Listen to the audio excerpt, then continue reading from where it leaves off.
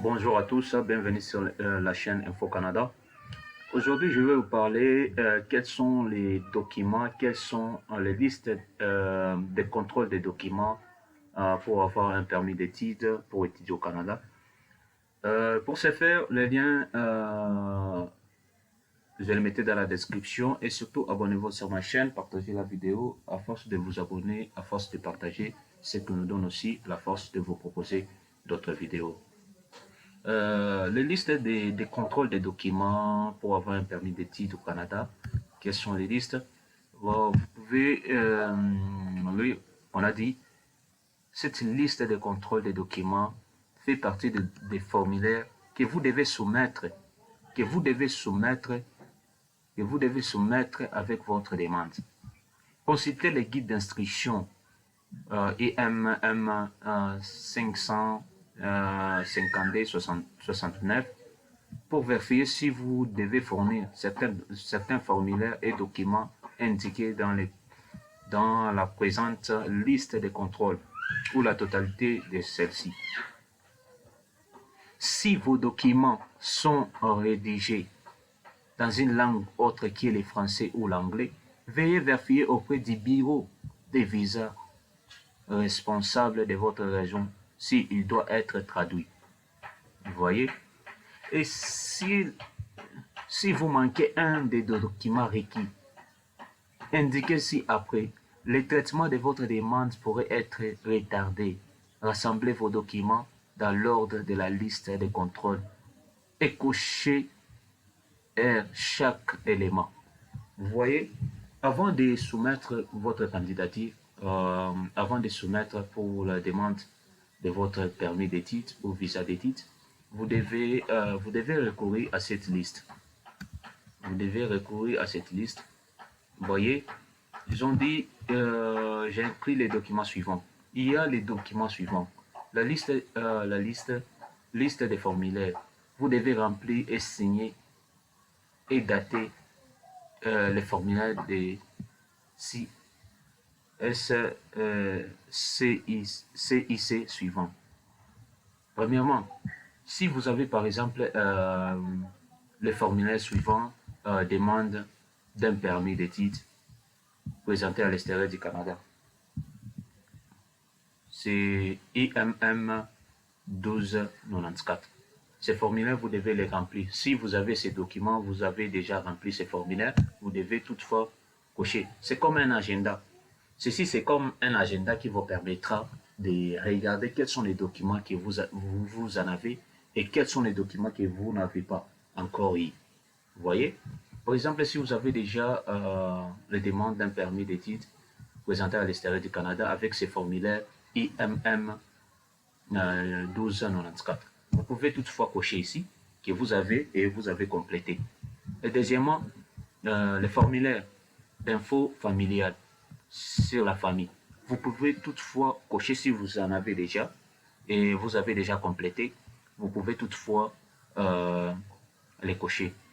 Ils ont dit formulaire d'information sur la famille. Ces formulaires doivent être remplis par les personnes âgées de 18 et plus ou les mineurs qui voyagent seuls au Canada. Vous devez remplir les formulaires d'information sur la famille. Vous voyez, vous devez toutefois remplir ces documents. Et troisièmement, vous pouvez la déclaration officielle d'une union des faits. Veuillez communiquer avec les bureaux des visas responsables de votre région. Vous pouvez toutefois communiquer pour avoir ces documents. Et quatrièmement, recours au service d'une représentant. Vous voyez, recours au service d'une représentant. Là, on a dit noter, veuillez remplir ce formulaire seulement si vous avez recours au service d'une représentant autorisée ou si vous souhaitez nommer un représentant ou retirer l'autorisation d'accord d'un représentant. Si vous avez engagé par exemple une personne, soit une agence, si vous voulez, dans les cas aussi, si vous voulez que vous puissiez les faire vous-même, vous pouvez toutefois aller prendre ces documents et les remplir. Cinquièmement, l'autorisation de communiquer des renseignements personnels à une personne désigné IMM 5475. Et notez, on a dit, veuillez remplir ces formulaires si seulement si vous autorisez les citoyens et les migrants au Canada. Si, ici, et l'Agence des services frontaliers du Canada a communiqué les renseignements sur votre dossier à une personne autre que vous.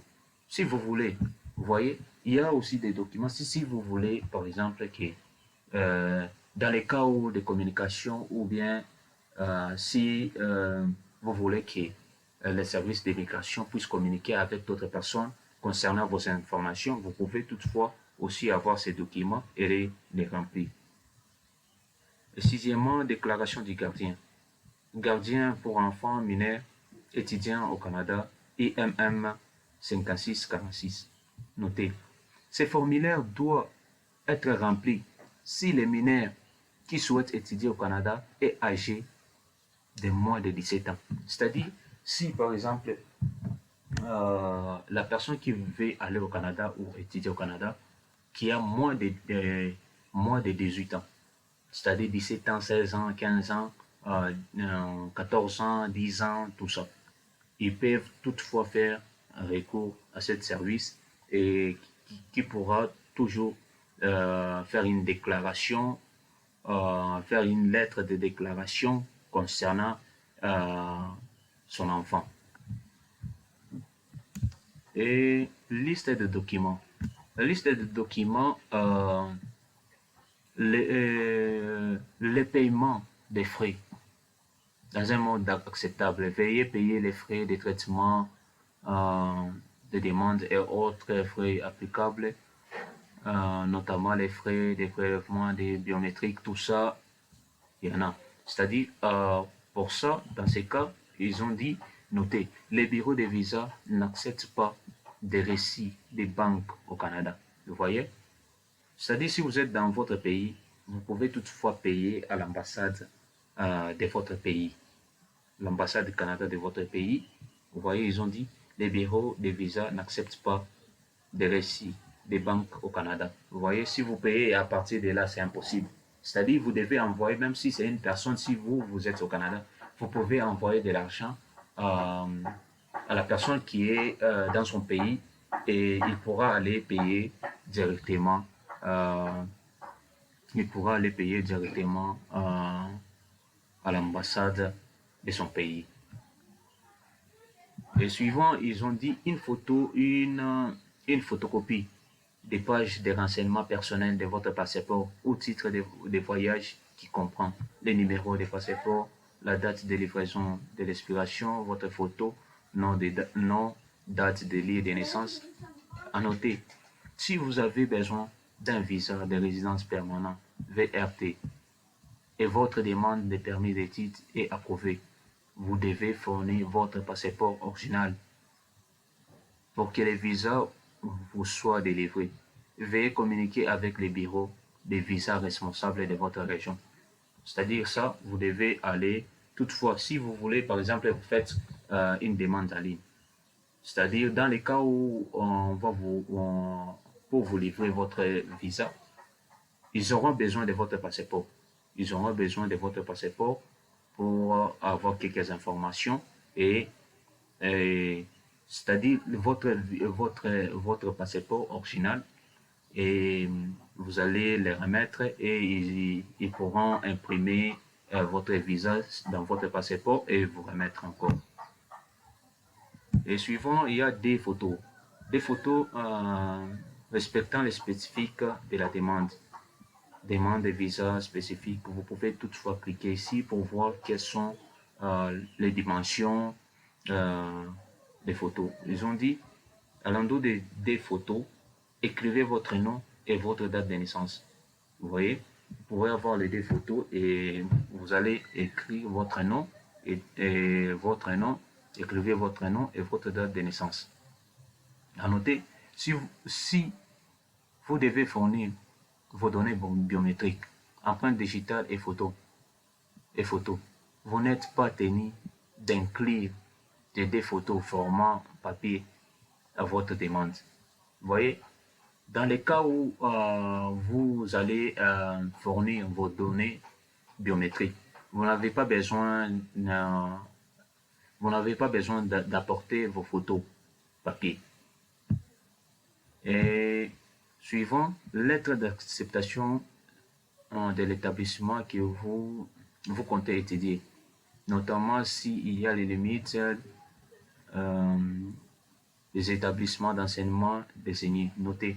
La lettre délivrée par l'établissement canadien, exemple, les conseils scolaires, l'arrondissement scolaire, l'université, etc., doivent être rédigés sur du papier en tête officielle et indiquer les montants exacts des frais de scolarité que vous devez payer et la date de début et de la fin prévue, ainsi que la date limitée à laquelle vous devez vous inscrire. Vous voyez? C'est-à-dire ici, ce sont les lettres d'acceptation pour l'université. Si l'université vous a accepté dans leur université, vous pouvez toutefois avoir cette lettre. Ils vont vous fournir la lettre d'acceptation. Et suivant la liste de documents suite, la lettre d'approbation du MID, ministère de l'immigration et de délivrance d'inclusion, concernant votre demande de certificat du Québec. À ce niveau ici, c'est seulement, j'insiste beaucoup, à ce niveau ici, vous devez avoir cette lettre, au moins si vous prévoyez aller étudier au Québec. Si, par exemple, vous avez fait votre inscription au Québec uniquement, là, vous devez avoir ce certificat d'acceptation du Québec. Si vous n'êtes pas, si vous ne prévoyez pas aller au Québec, si vous voulez aller dans des régions comme New Brunswick et ainsi de suite, là, il ne vous demandera pas cette lettre d'acceptation du Québec parce que votre destination, c'est pas au Québec. Et suivant les preuves d'aide financière. Les preuves d'aide financière, ce sont les relevés bancaires, par exemple. Si c'est vous-même, vous pouvez fournir votre relevé bancaire. Le relevé bancaire, c'est pour 6 mois. Vous voyez, c'est uniquement pour 6 mois. Vous allez dans votre banque, vous demandez, j'ai besoin de mon relevé bancaire, en commençant par exemple du mois de janvier jusqu'au mois de juin, par exemple, mois de juin, le 30 juin, par exemple. Là, ils vont vous fournir pour les preuves de paiement, les preuves dans votre compte bancaire pour 6 mois. Bon, ils ont dit quoi? Si la durée de vos études au Canada est inférieure à une année, vous devez fournir une preuve de soutien financier pour la durée de vos études au Canada. Si la durée de vos études au Canada est supérieure à 1 an, vous devez fournir une preuve de soutien financier pour votre première année d'études au Canada. Vous voyez? C'est-à-dire, si votre programme est de 2 ans, de 4 ans, vous devez fournir uniquement pour une année d'abord. Vous devez fournir uniquement les preuves les preuves bancaires pour une année. Vous voyez? Si c'est la personne, si c'est votre oncle, si c'est votre tante, si c'est votre père, vous devez toutefois fournir les relevés bancaires. Et avant-dernière, photocopie de votre licence ou votre certificat de mariage. Si vous êtes marié, dans les cas où vous êtes célibataire, là, vous ne pouvez pas fournir ces photocopies. Veuillez consulter les directives propres au bureau de visa correspondant de votre région. Si vous êtes par exemple marié, si vous êtes là, vous pouvez fournir votre certificat de mariage parce que je sais que chacun en a. Tout celui qui est marié, il doit toujours avoir ça. Et dernier point, c'est tout autre document additionnel requis pour le bureau de visa. Veuillez consulter les directives propres au bureau de visa correspondant de votre région. C'est-à-dire, après avoir fourni ces documents, vous pouvez aller vous déposer. Et là, ils vont encore vous demander s'ils ont besoin, par exemple, d'un document quelconque. Ils vont toujours vous contacter, toujours vous envoyer un email pour savoir qu'il y a un document manquant, vous pouvez rapporter ce document pour vérifier. Et surtout, si vous avez regardé cette vidéo, merci d'avoir regardé cette vidéo. Surtout, aimez la vidéo, likez la vidéo, partagez la vidéo. À force d'aimer, à force de partager, c'est ce que nous donne aussi la force de vous proposer d'autres vidéos. Si vous avez des questions, des préoccupations, n'hésitez pas à laisser un commentaire. On va très bientôt vous répondre.